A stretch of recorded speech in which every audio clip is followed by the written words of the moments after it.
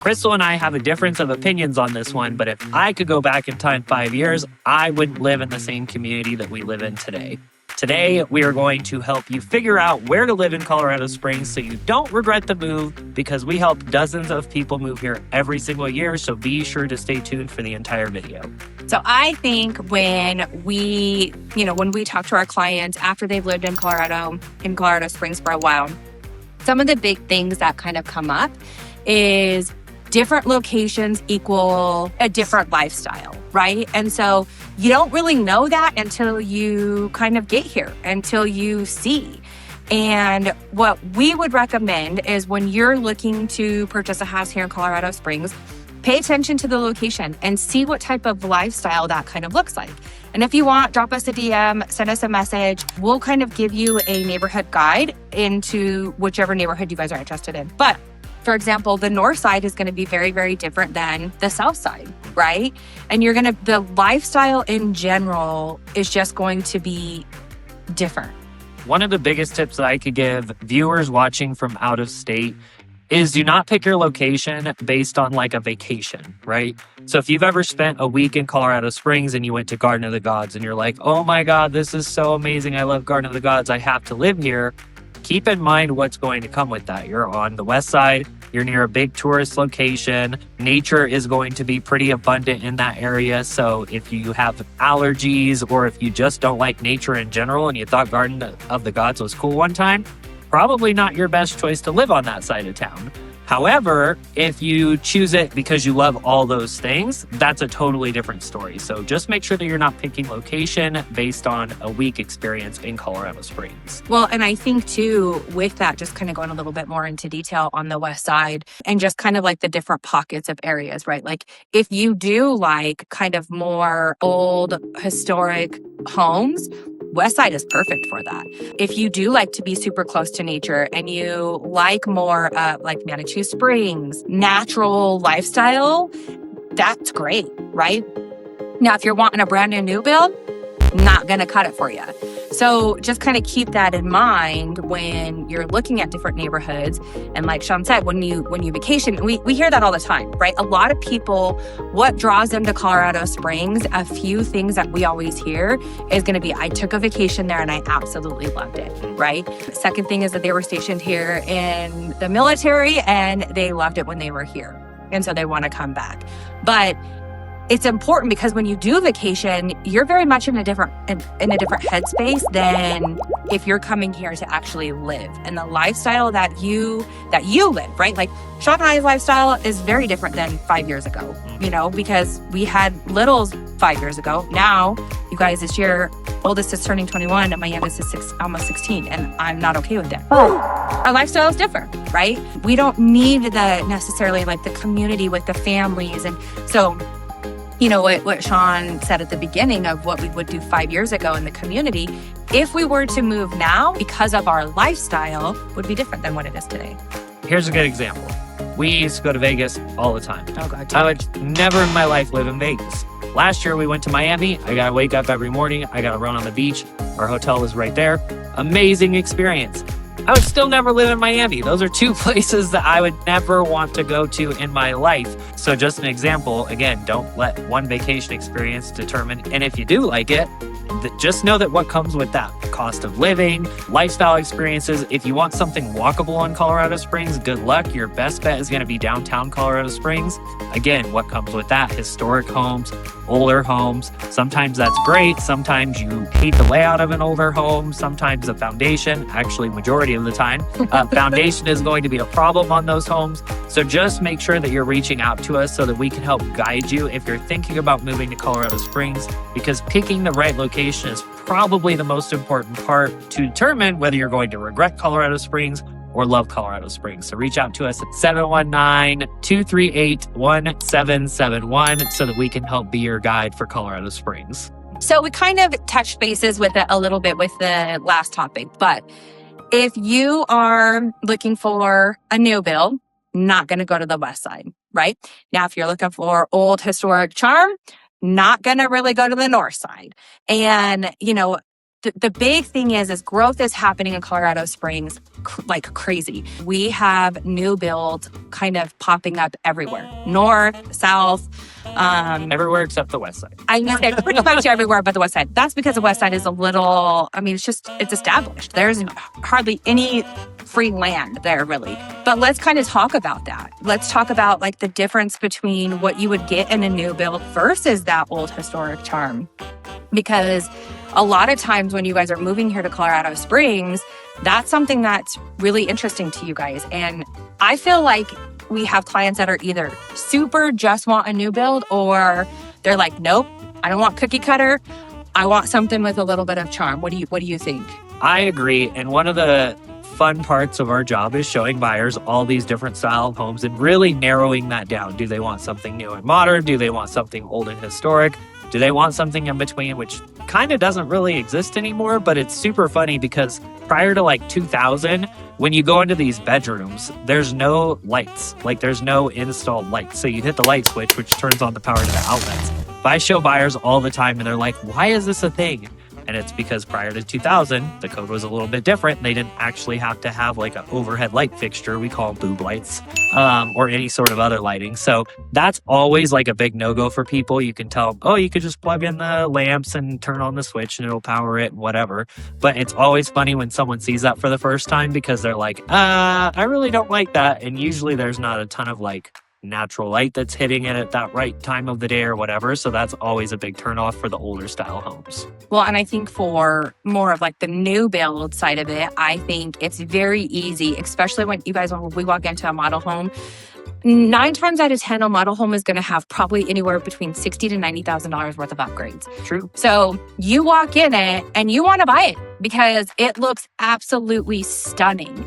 And the problem with that is that, they market that, new builds don't have the same rules and regulations that we do as real estate agents, but they can market, home starting at $300,000. Mm-hmm. I'll tell you guys, there's not very many that are starting at $300,000. Mm-hmm. But that sticker price or that entry price is just that. And a lot of times it's false advertising because that's what it was like 4 or 5 years ago. But they'll have a base price and it's very enticing and it's exciting when you walk into a model home and you see the fireplace and the tile that goes all the way up and the gas fireplace and the beautiful quartz. And then you actually get to see, or you start going through prices because you guys are going to have us as agents to walk you through all of this. And we start going through prices and it quickly goes from like, let's say $410 to $550 in a blink of an eye. Now, good side of that, right, is that you get all nice, new, shiny things and you get to kind of pick what you want. If you want tile and you want crazy tile, you get to do that. If you want, you don't want boob lights, you can upgrade all of that, which I still don't understand why they're still building with those, but whatever. But that's kind of the pros and cons about that new build look and feel. If you get on the hook with a new build, you can definitely regret living in Colorado Springs because they will sometimes either not know what they're talking about or fudge what they're talking about. Perfect example, we had some buyers looking, I will not call out the builder, and we were walking through one of the models and the kitchen was to the nines, like stunning, stunning, stunning. And our buyers are, of course, like, this is amazing, we want it. So I asked the rep that we were with, which thankfully they were with us, or else they would not have known this. And the rep straight up said, this is the standard package. There was no way this kitchen was a standard package. So I asked 2 or 3 other times to confirm, like, there's no way. This is an upgrade, this is an upgrade, this is an upgrade. They said, nope, that actually comes in our standard package. So I think that person was new because they had a partner who we know personally, and I asked that partner to confirm, and it was about $50,000 worth of upgrades. It was an open concept kitchen living room, so kind of combining those two things. But if you walk in unrepresented and a sales rep promises you something and you sign some paperwork, which are always in the builder's favor, you might not come out on the other side winning in that deal. So always make sure you're walking the new builds with someone or some 2 people, like us, that know the market and that know the upgrades and really how to speak to them so that we can get you as much for your money as possible. Now let's kind of talk more about community and community difference, because I think that that's important and it plays a really big part on kind of you guys relocating here to Colorado Springs, what that kind of looks like. If you go to more an established neighborhood and a pre-owned home that's, 10 years old, which isn't even that old anymore, you guys, but it feels old, but it's really not. But you go into a community like that, you're going to know exactly what your community looks like. You're going to know where the parks are at. You're going to know where the trails are at. You're going to have established trees. You're going to have your neighbors are all going to be filled. There's not going to be any dirt lots. Some have HOAs, some do not, right? Now, if you go to a new build community, you're not really going to know everything. For the most part, the builders will have mapped out kind of the parks and the recs, but they may not be built yet. So you don't know if it's going to be this extravagant, beautiful, or very basic thing. You won't have established trees. You may be in a construction zone because they're building, and if someone purchases this lot, but then someone purchases this lot, and then these lots stay empty for a while, you're going to be in construction zone for a long time. When we bought our first house together, we thought it was a great idea. She actually just got her license, and it was the first deal, I guess, that you could say that she did, minus the sale of the old house. But we bought this house and we thought it was great, but we lived in the construction zone, and she had a short sedan. She had an Audi A4, I'm pretty sure at the time. Flat tires.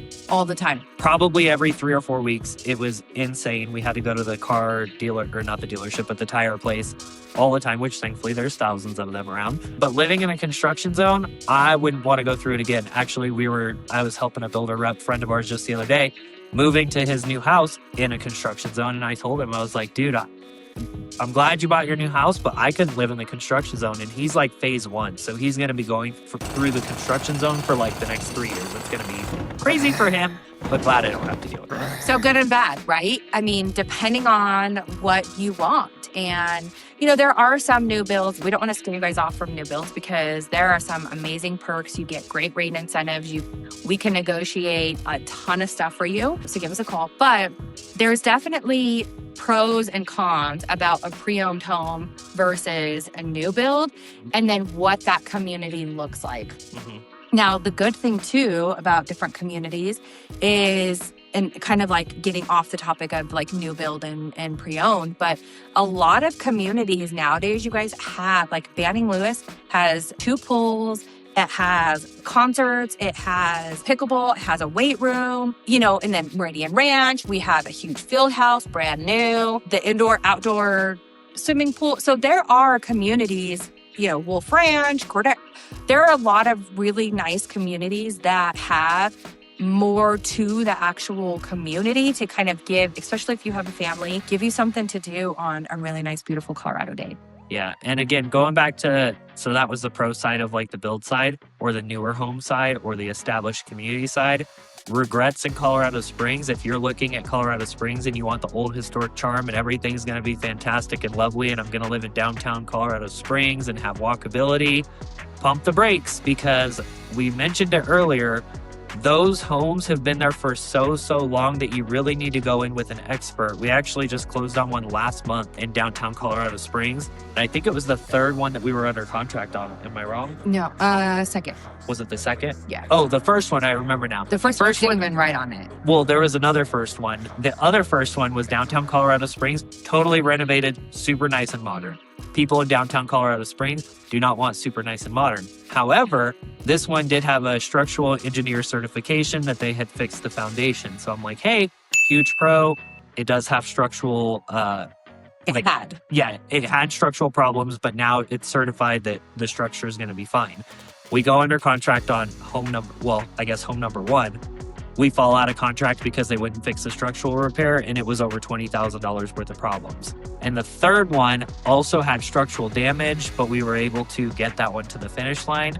But if you are looking in historic downtown Colorado Springs, old Colorado City, that is just something to be aware of. Electrical, sewers, like all of this stuff is so old. So just be... Hundreds of years old. Hundreds of years old. So, and these are extremely costly things to repair or to be aware of. So again, make sure that you reach out to us because we have dealt with it time and time again. We know the area, so be sure to reach out to us if you're thinking about buying an old home that you don't want to regret. So let's kind of chat about living maybe too far or too close to certain amenities, or kind of what that really looks like here in Colorado Springs. Especially Sean and I do travel a lot for, different work conferences, a little bit of fun, right? And then, as you guys know, I travel to Texas quite a bit. So we like to compare Texas to Colorado because we have experience with it. And we also have a lot of people in Texas relocating that talk to us and let us know about kind of what everything looks like. But for example, if you are living right off of like the Powers corridor, right? You're going to be pretty central to about everything. You're going to be able to get to a grocery store. You're going to be able to get to a gym. You're going to be able to get to, we don't really have good malls no matter where we're at, but Texas does. You guys, Texas's mall is just like beyond insane. My anxiety goes through the roof with it because I'm not used to it, but it's freaking amazing. So like family entertainment, you can go putt-putt, you can go rock climbing, like the indoor rock climbing. You could pretty much get to anywhere and everywhere.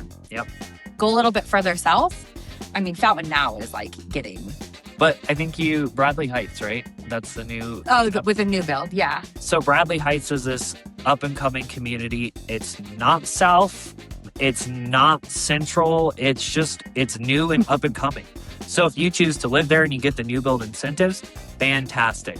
But the cost of that is you're really between Springs and Fountain. Yeah. Fountain is up and coming. It's pretty established. But again, you could have a 15-minute drive before you hit anything. The closest thing, they just built it a couple months ago. There's like a Chipotle and a Starbucks and a gas station all next to each other. But unless you're hitting like Powers, you're kind of just in this land of nothing. So if you want amenities and things like that, this might not be a great area. However, Powers Corridor could be a fantastic choice for you. It really just depends on what you're looking for. Well, and I think too, a pocket in a neighborhood, right, that we get a ton of inquiries from, because honestly, you guys, it's super attractive. It looks really, really attractive. And that's Relocation Ranch. And it is very, very high military. They built like crazy. They're still building in that area. There's a few problems, though, is that it's another one of those areas that there's not a lot of bigger things close by. So your amenities, you're going to have to drive 18 minutes to get to a gas station. Or not, yeah, probably a gas station too. I have to be pretty close. I have to map it. But a grocery store, 15 to 18 minutes for sure. When you're trying to pull it up on your cell phone, you won't be able to, because regardless of the provider, unless you're on Wi-Fi on Relocation Ranch, you're screwed. There's no cell phone service in that community. It's crazy. Yeah. And then just another housing, FYI for that is their taxes are a lot higher than what it would be in a different neighborhood, like a Stetson Hills neighborhood or something off of Dublin and Power. So just kind of keep that in mind. Well, this kind of ties into like my whole thing of like 5 years ago, I would never live in this community that we live in now. Not because I don't love it today, but 5 years ago when we were living at Relocation Ranch, I told her one thing. I said, I'll move, but I refuse to move east because there was hardly anything out here. It felt like a long drive from Relocation Ranch to go anywhere into town. And I just refused until we went on a listing appointment and bought a house in Meridian Ranch. Now, the reason I say 5 years ago is because if I can look at the growth that's happened in Peyton and Falcon and in Meridian Ranch, it is drastic. There is more shopping, there's more dining, there's restaurants, there's a great community, which is the reason that I would stay today. I wouldn't want to choose to leave Meridian Ranch. However, 5 years ago, we were just at brunch with some of our good friends, Adam and Tori, yesterday, and we helped them buy a house on the north end of town, north of Briargate, like near the InterQuest area, and talking to them about their lifestyle and what they enjoy doing and how close everything is. We went to one of our favorite places, Atmosphere Gastropub, which for them is a 4-minute drive down the street. For us, it's 25 minutes. Right. So if I could have chose a location 5 years ago, looking back on it now, I probably would have chose North Colorado Springs, north of Briargate, near the InterQuest area, because of all the things that you are so close to. The gym that I go to, Lifetime, it would be a 5-minute drive versus a 25-minute drive yet again. I-25 is right there. Powers is right there. So in hindsight, I absolutely love this community. I would not move today, but 5 years ago, if we didn't find the perfect home in this community, I probably would have moved to InterQuest. Well, and I think that kind of just goes right back to, you know, like your lifestyle and what really is important to you. As a buyer relocating here to Colorado Springs, whether that's a military is PCSing you here, or you have family here, or you want to just get 4 seasons. There's a million different reasons, because honestly, you guys, Colorado is absolutely stunning. It is. We talk about moving, out of state once in a while, and then we quickly realize how amazing our state is. But it goes back, I think, to like what your lifestyle is. Yep. 5 years ago, our kids were smaller. So the community aspect of it, the parks, and even now The rec center, the pool. They run amok in the neighborhood. They don't ding DoorDash though, because Ding DoorDash. What is it? Ding Dong Ditch. Ding Dong Ditch. They don't do that. Because I lecture them because I don't want to be seen on the cameras on our Facebook pages. But our lifestyle now, 5 years later, is very different than what it was then. And so I'm kind of like the opposite of what Sean was saying. I would move to InterQuest now because that is more of like our lifestyle that we have now with no longer littles. When we had littles, I love Banning Lewis. I love Meridian Ranch. I love Wolf Ranch. I love Cordera. So if you are moving, or if you're relocating here to Colorado Springs, give Sean and I a call, send us a text, send us a DM, find us on socials. We're everywhere, you guys. But we would be happy to help you kind of know the pros and cons, figure out what neighborhood would best fit your lifestyle. And don't regret moving to Colorado Springs by reaching out to us, because if you don't, you might regret it. But as always, we will see you guys in the next video.